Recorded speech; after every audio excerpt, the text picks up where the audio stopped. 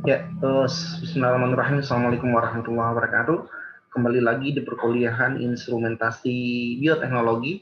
Kali ini di pertemuan ke-13 kita akan membahas tentang jenis-jenis peralatan yang digunakan untuk kultur sel dan hewan coba. Ya, oke.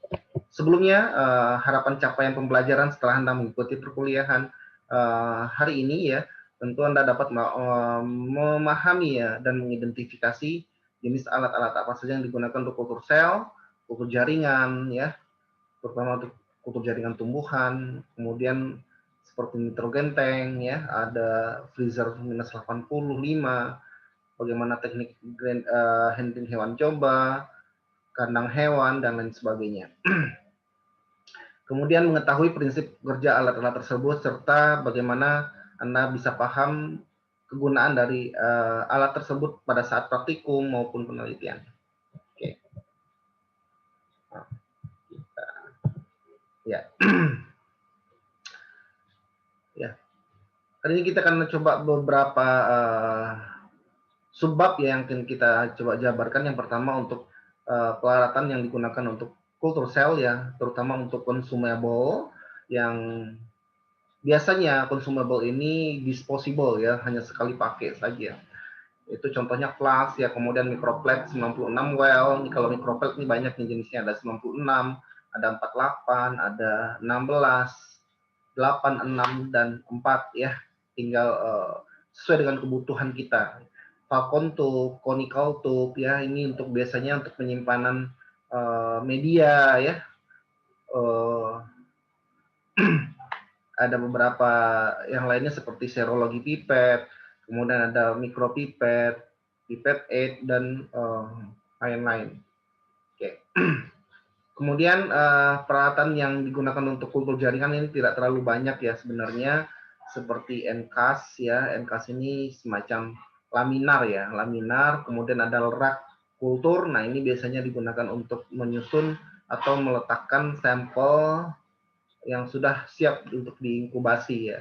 Kemudian alat-alat yang digunakan untuk penyimpanan sel, ada liquid nitrogen tank. Nah, ini biasanya tank yang berisi nitrogen cair. Kemudian ada minus 80 derajat Celcius freezer. Nah, ini minus 86 ya, maaf 85, 80 ya.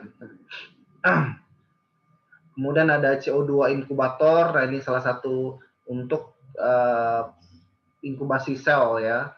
Kemudian ada BSC ya, tipe 2 ya, tipe 1 boleh mungkin, tapi tipe 2 lebih disarankan agar lebih optimal ya dalam pengerjaan, karena kita bicara dengan kultur, ada kultur sel cancer dan lain-lain gitu.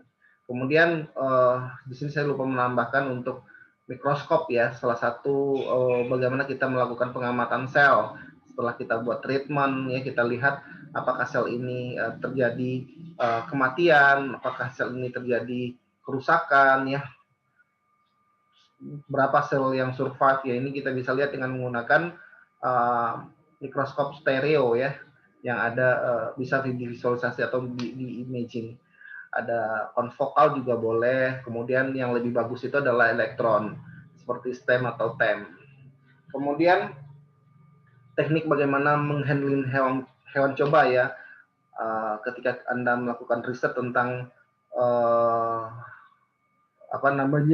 terutama untuk obat ya, dan harus ada treatment pre-uji klinis ya, jadi uji yang belum yang dilakukan sebelum pada pasien atau subjek manusia gitu dengan menggunakan hewan coba. Kemudian kandang hewan, kemudian breeding sistemnya dan lain sebagainya. Oke. Berbicara tentang kultur sel, tentu di sini bagaimana kita memindahkan sebuah sel ya untuk dikultur, diperbanyak dalam sebuah wadah dengan media tertentu, dengan penambahan enzimatik tertentu secara mekanik ya, zat kimia ya, macam-macam ya yang bisa dikombinasikan ya, tergantung dengan jenis sel yang digunakan. Nah, dalam sebuah media dan kondisi yang terkendali atau terkontrol ya. Di sini selnya apa saja yang bisa kita, ini macam-macam ya. Sel yang berasal dari organ kita, misalkan sel hati, atau sel kanker, atau sel stem cell ya, macam-macam ya. Mesenchymal stem cell biasanya juga yang lebih.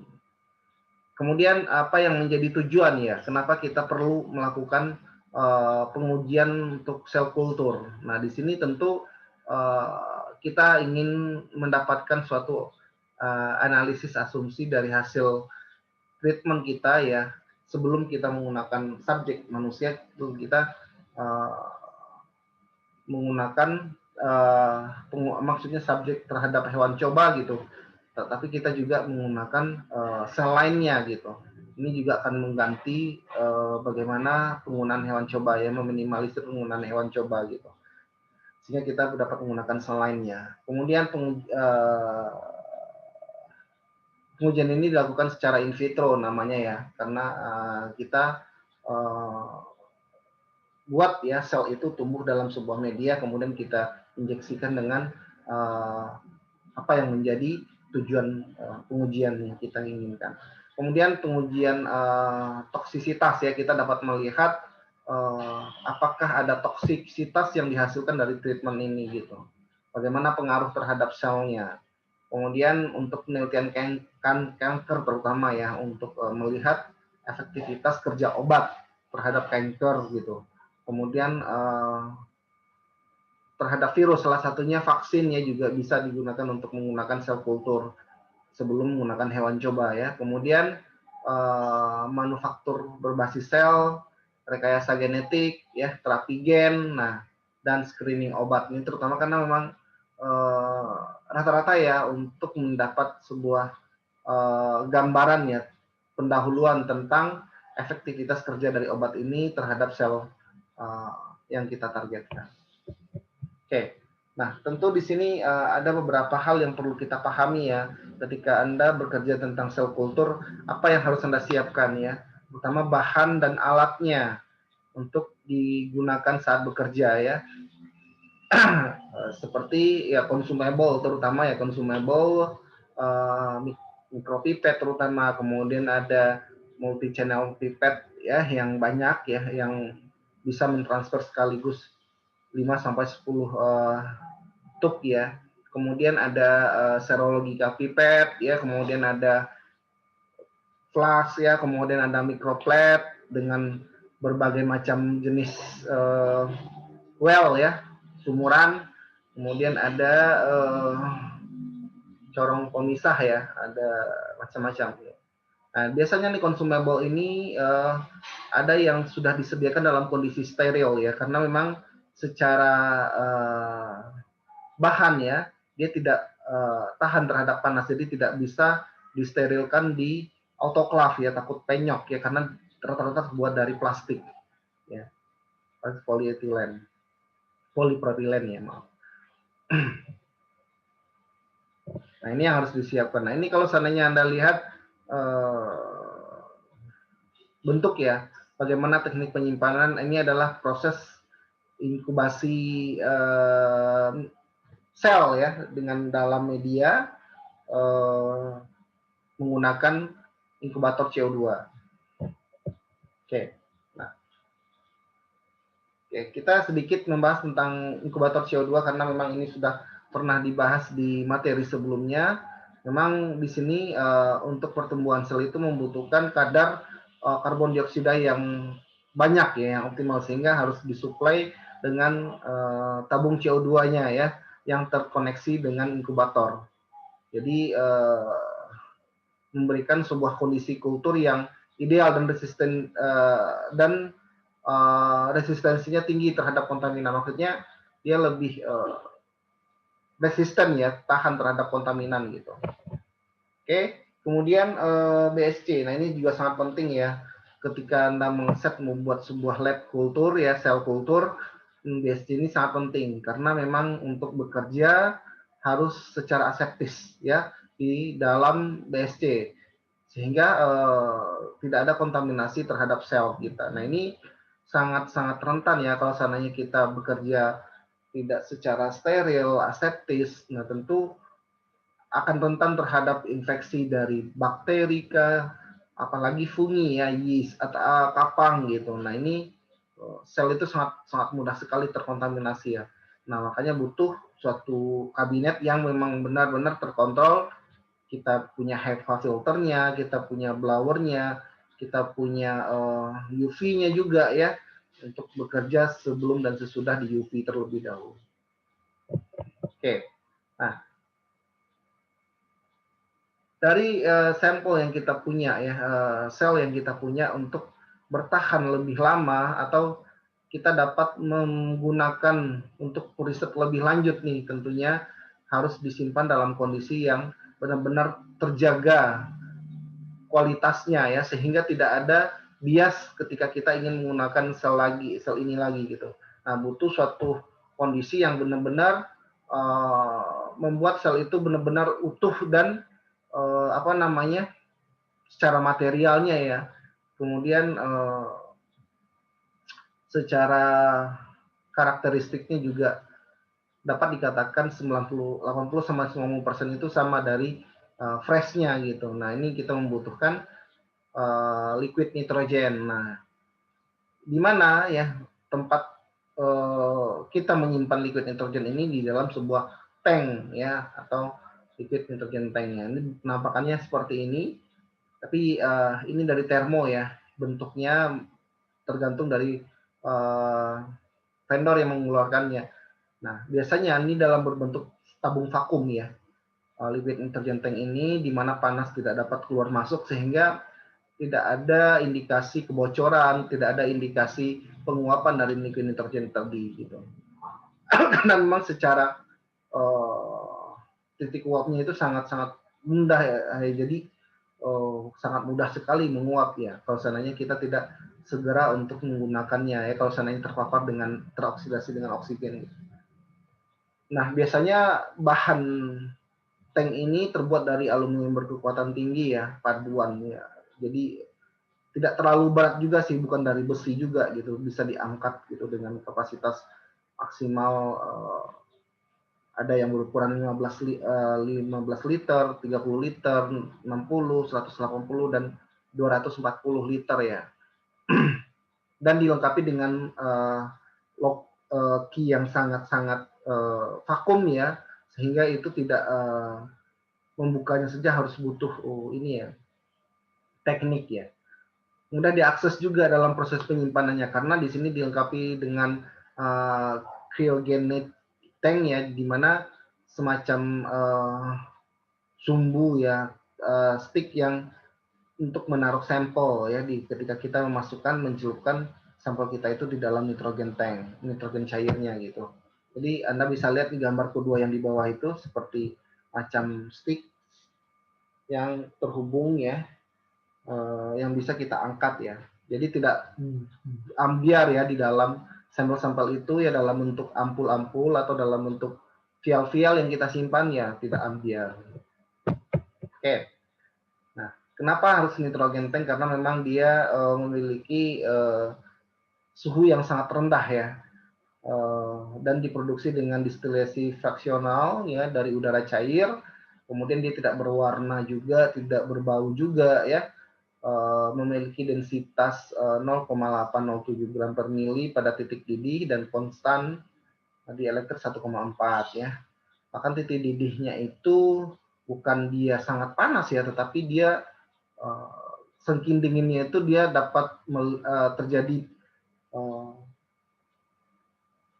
apa namanya, gelembung-gelembung seperti air mendidih gitu pada suhu minus 196 derajat Celcius. Sehingga ini yang membuat kondisi dari material sampel itu menjadi sangat-sangat beku gitu, sangat-sangat beku gitu. Kemudian kalau tadi tidak ada nitrogen tank ya, nitrogen tank ini lebih murah ya dibandingin dengan minus 86 ya. Mungkin ini tidak terlalu banyak lab yang punya minus 86 freezer ini. Makanya alternatifnya dia menggunakan nitrogen tanknya. Nitrogen tank ini tentu yang namanya cairan tentu lambat laun juga akan mengalami penguapan ya, akan saking dibongkarnya gitu, karena dia terpapar oksigen dia akan cepat menguap gitu. Nah ini tentu kesulitan kita itu harus sering ditambah nitrogennya. Sedangkan kalau untuk minus 86 ini tidak, karena dia sama halnya dengan freezer-freezer lainnya ya yang terhubung listrik ya. Tetapi di sini dia lebih teknologi pembekuan ultra rendah ya, atau ULT ya. ULT. Nah, tempat penyimpanan sampel jaringan dan sel mamalia ya secara berkelanjutan dan jangka panjang. Nah, temperaturnya biasanya range yang paling kecil itu di minus 86 ya, tapi juga bisa di paling besar itu di minus 40 derajat Celcius. Kalau minus itu semakin besar angkanya semakin kecil ya berarti ininya. Kemudian kapasitasnya macam-macam ya, ada yang 588 liter, ini tergantung dari kebutuhan kita juga ya. Dengan ini salah satu spesifikasi dari jenis minus 86 dari keluaran dari termo. Tapi dari termo ini juga banyak ukurannya ya, tergantung. Semakin besar ukuran alat ini tentu juga semakin mahal. Biasanya sih kalau yang kecil saja sekitar 200 sekianan liter itu sudah mencapai angka di 300-an jutaan gitu, apalagi yang besar gitu akan bisa mencapai 1 M gitu. Kemudian bagaimana kita melakukan prosedur ya untuk subkultur ya. Tentu harus beberapa yang harus kita siapkan. Ini adalah langkah-langkahnya. Ini salah satunya saja ya yang saya contohkan di sini. Aspirasi media ini sebelumnya artinya kita melakukan pengembus istilahnya itu, urusan pada media ya, di peniupan ditaruh di ini ya, menggunakan pipet, kemudian dibuang ke tempat yang sudah disediakan, penyucian media dengan PBS ya, kemudian mentransfer ke flash ya, menggunakan friction 1 kali, inkubasi pada suhu 37 derajat Celcius selama 3 menit, kemudian percampuran sel ya, baru nanti dicentrifuge. Oke. Kemudian setelah diperoleh baru dihitung ya sel yang mati dengan sel yang hidup dengan menggunakan hemositometer. Nah, di sini kita lihat hemositometer. Ini adalah alat untuk mengukur, menghitung sel ya. Ini yang konvensional, yang sederhana, dalam berbentuk semacam kaca tebal ya, dengan lekukan persegi panjang yang menciptakan sebuah ruang volume yang presisi ya. Di sini Anda bisa lihat nih bentuknya seperti ini. Ada 2 celah. Cara menggunakannya itu bersihkan cover. Dia ada semacam objek glass gitu kali ya. Saya belum pernah menggunakan alat ini juga gitu, karena memang riset saya tidak ada saya bukan di orang kultur sel juga gitu. Kemudian sama halnya ya seperti kita juga menggunakan mikroskop sepertinya untuk menghitung sel ini. Kemudian hanya menggunakan 20 mikrolit suspensinya, artinya di sini suspensi ini sudah mengandung sel kultur ya, kemudian mau kita hitung. Ini metodenya. Tetapi ada yang lebih sangat mudah ya, bahkan secara otomatis kita dapat melihat berapa sel yang survive dan berapa sel yang mati ya. Ini dengan menggunakan cell counter dan analyzer ya. Ini adalah semacam alat yang perhitungan selnya termasuk menggunakan ya break flag ya, artinya pendaran dari ketika kita treatment sel itu menggunakan suatu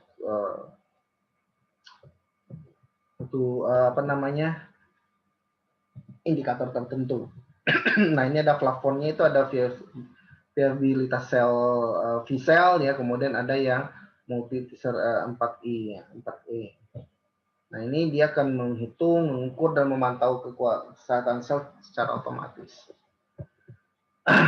Nah, ini adalah proses bagaimana kita melakukan penyimpanan sel ya. Kita kumpulkan pada media, kemudian media pertumbuhan kita buang ya, kemudian ditambahkan, dicuci dengan PBS, buang PBS-nya, kemudian di slop selnya ya, atau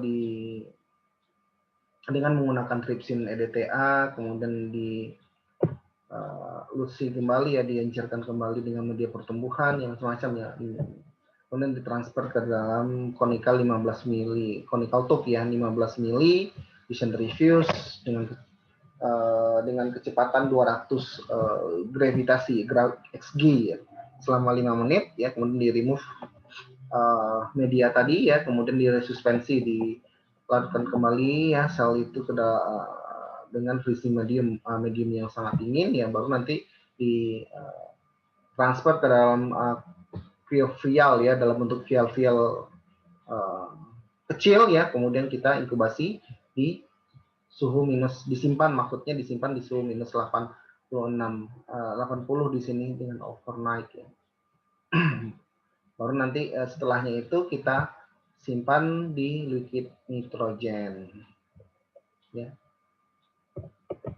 Nah, tadi saya bilang bahwasanya ketika kita bekerja dengan sel, tentu di sini yang paling rentan itu adalah kontaminan ya. Kalau seandainya kita tidak bekerja secara hati-hati, kemudian persiapan prepare dari alat yang kita gunakan, media yang kita gunakan tidak aseptis, tentu ini akan berpotensi untuk mengontaminasi sel kultur kita ya. Ada yang secara kimia, ada yang secara biologi. Ya, secara kimia seperti ada endotoksin, metal ion ya, kemudian ada mikoplasma juga, ada desinfektan ya. Kemudian ada secara biologi ada mikoplasma, fungi, bakteri, dan lain-lain. Nah, ini apa yang menjadi sumber kontaminan? Yang pertama itu faktor operatornya. Kita melakukan pemipetan, pencucian, permukaan yang tidak steril, ya, kena tumpahan media, dan lainnya. Kemudian permukaan benchnya, ada debu dan tumpahan ya. Kalau seandainya Anda bekerja di bench yang tidak clean bench ya, tentu ini sangat rentan. Tetapi kalau seandainya bekerja di laminar atau di BSC ya, di BSC Biosafety Cabinet, tentu ini akan sangat membuat proteksi pada sampel Anda gitu. Dan ada rambut, tangan, pakaian nih kalau seandainya tidak menggunakan APD yang lengkap ya. Reagen juga bisa ya, inaktivasi steril, kemudian inkubator yang tidak dijaga sterilisasinya. Ya, jadi Anda harus melakukan fungisida mungkin di ruangan itu supaya tidak ada kontaminan yang hidup ya, terutama yang spora fungus ya dari kapang. Selanjutnya kita masuk ke peralatan kultur jaringan tanaman. Yang pertama itu rak ya, yang kita butuhkan untuk tempat meletakkan sampel hasil kultur selama proses inkubasi. Nah, di sini kita butuh ruangan yang benar-benar terkontrol ya, memang khusus diciptakan untuk ruangan kultur jaringan gitu, yang terdiri dari rak-rak ya, bertingkat. Nah, biasanya sih ini terisolasi ya, maksudnya tidak semua bisa akses masuk gitu, karena akan rentan terjadinya kontaminan ya kalau seandainya akses tidak dibatasin gitu. Kemudian juga diperhatikan ya kelembaban, suhu ruangan, serta cahaya. Makanya di sini ada penambahan lampu di setiap raknya. Nah, ini kita butuh yang selanjutnya itu kita butuh tabung ya, atau semacam botol ya, botol untuk yang digunakan untuk sebagai wadah ya, wadah pertumbuhan. Kemudian ada enkas. Nah, ini salah satu ketika kita tidak bisa membeli laminar ya, terutama untuk bekerja secara ketika kita prepare ya dalam proses penyiapan explant ya, pemudingan explant. Nah, tentu di sini butuh ruang kabinet juga yang steril. Nah, kita bisa mendesain sendiri dengan menggunakan mika, kaca, atau akrilik ya, yang didesain seperti kabinet atau box. Namun di sini ada akses tangan yang bisa kita masuk ya, yang kita bisa agar kita dapat bekerja di dalam enkas tersebut. Nah, ini Anda bisa lihat bentuk penampakannya seperti pada gambar ya. Untuk dimensinya tergantung dengan kebutuhan ya, ada yang besar dan yang kecil juga. Ini minimal ya, sesuai dengan pesanan juga. Oke, nah itu adalah beberapa jenis alat yang digunakan untuk sel kultur ya, apakah itu sel kultur mamalia atau sel kultur tumbuhan. Kemudian kita masuk ke bagaimana dalam proses penanganan hewan coba ya, terutama kita dalam memilih hewan. Tentu di sini kita pilih hewan yang relevan yang sesuai dengan kondisi asli. Artinya hewan itu sehat dan memiliki hasil yang tidak bias ya ketika kita, dan memiliki mungkin lebih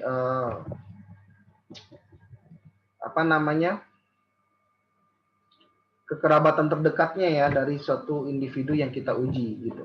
Kemudian rehabilitasnya memberikan data yang konsisten ya, tidak ada misalkan datanya ini tidak sesuai gitu, tidak sesuai yang diinginkan atau bahkan rancu ya, tidak bisa dipakai. Nah, ini harus kita hewan mana nih yang lebih tepat gitu. Kemudian simple, tidak memerlukan variable control yang tidak diperlukan, serta akses mudah didapat dan tidak mahal. Jadi ketersediaan hewan tersebut juga berlimpah ya, mudah didapatkan, dan juga kalau seandainya dia mudah didapatkan dan berlimpah, tentu di sini tidak menambah kos untuk penelitian. Nah, di sini lebih banyak orang-orang itu menggunakan mencit atau tikus, ya karena secara perkembangbiakan tikus ini lebih mudah, ya pembudidayaannya lebih mudah. Kemudian dia juga lebih memiliki kekerabatan terdekat ya dengan mamalia seperti kita manusia ya. Jadi untuk hasilnya itu dapat dikonversi, dapat dijadikan acuan gitu untuk pengujian yang dilakukan. Nah, yang pertama kita tentu memilih jenis kelamin dari si mencit ini ya. Takutnya nanti ada beberapa indikasi hasil yang berbeda ya, tergantung dari jenis kelamin yang digunakan, tergantung dari jenis pengujiannya juga gitu. Ini kita dapat melihat secara visual ya perbedaan antara mencit atau tikus jantan dan tikus betina. Kemudian apa yang membedakan antara tikus dengan mencit ya? Mencit itu lebih berukuran lebih kecil ya, bahkan yang untuk dewasanya itu sekitar 20-40 gram saja. Sedangkan yang untuk tikus itu untuk gram dewasa malah mencapai 250-500 gram ya, setengah kilo, besar banget gitu. Kemudian untuk masa hidupnya itu lebih kurang 2 tahun, sedangkan untuk tikus itu bisa mencapai 2-3 tahun ya. Kemudian ada suhu tubuh ya, ini berkisar sama ya di sekitar 297 sampai derajat 100 Fahrenheit ya. Kemudian masa kehamilan ya untuk mencit sama tikus itu sama ya, di sekitar 21 hari. Jadi lebih cepat ya untuk perkembangbiakannya antara tikus dan mencit. Oke, kita tentu paham ya bagaimana teknik menghandling atau menghandle tikus.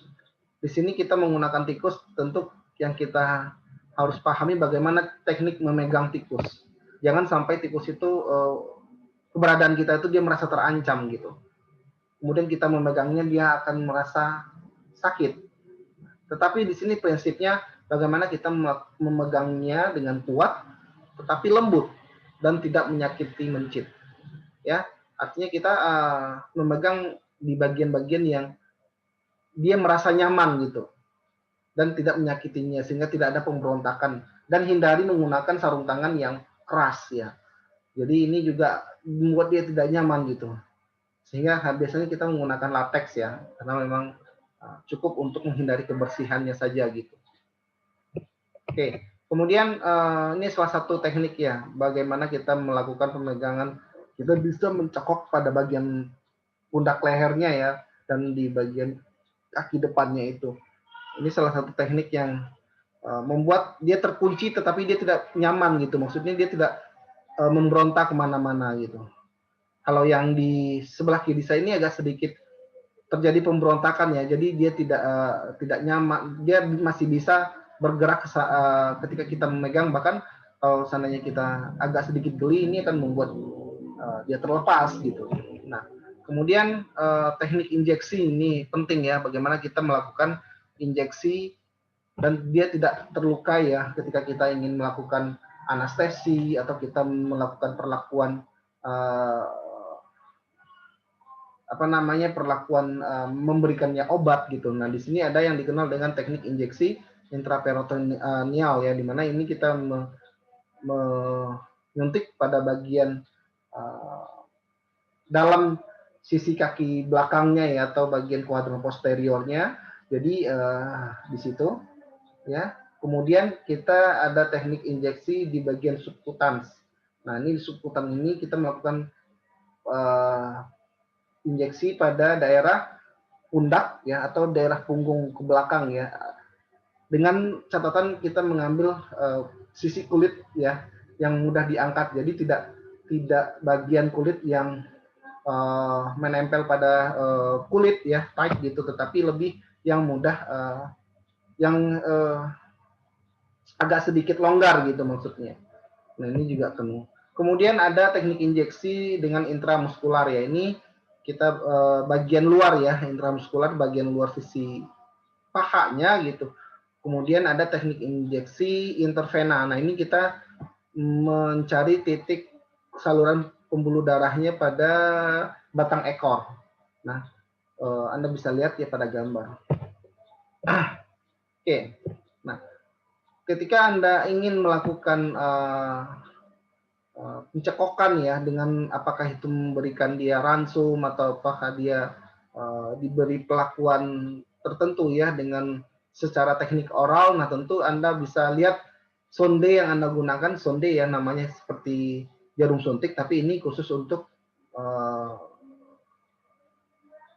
dia jarumnya itu tidak runcing ya, dia hanya sebatang semacam pipa panjang yang dapat bisa masuk ke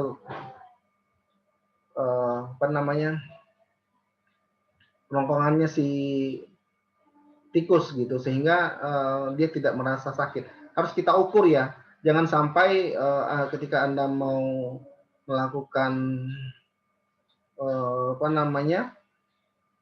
dia itu kelolodan ya, atau dia makan cenderung mati ya, terkena organ dari sondenya tadi, itu kena organ lain ya, apakah itu parunya atau bagian kerongkongannya itu luka gitu.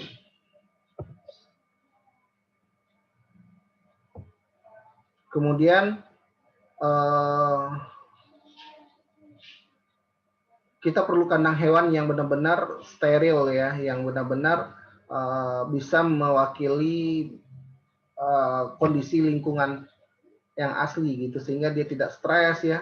Asupan makanan dan minuman juga mudah didapatkan ya, sehingga ketika dia lapar, ketika dia haus, dia dapat aksesnya itu lebih mudah gitu. Nah, ini yang penting ya, bagaimana kita menciptakan sebuah kandang hewan coba itu benar-benar di set ya, mewakili dari bentuk behavior habitatnya gitu. Nah, seperti yang kita coba jelaskan di etik ya. Nah, bagaimana kita kalau seandainya kita agak takut ya, agak geli memegang, tentu di sini kita coba dengan beberapa membuat dia itu diam ya, tidak bergerak, itu dengan teknik penguncian dengan sebuah alat ya, ini bisa kita masukkan di situ, kita dapat mengambil sampling atau menginjeksi bagian yang kita inginkan. Oke, baik, sekian saja untuk perkuliahan kita kali ini tentang bagaimana jenis-jenis peralatan yang digunakan untuk cell culture dan hewan coba. Silahkan dibaca modulnya ya, silahkan dicari informasi tambahan dari jurnal atau dari e-book lainnya ya. Kerjakan tugas ya dan kuis. Sekian saja dari saya, mohon maaf atas segala kekurangan. Assalamualaikum warahmatullahi wabarakatuh.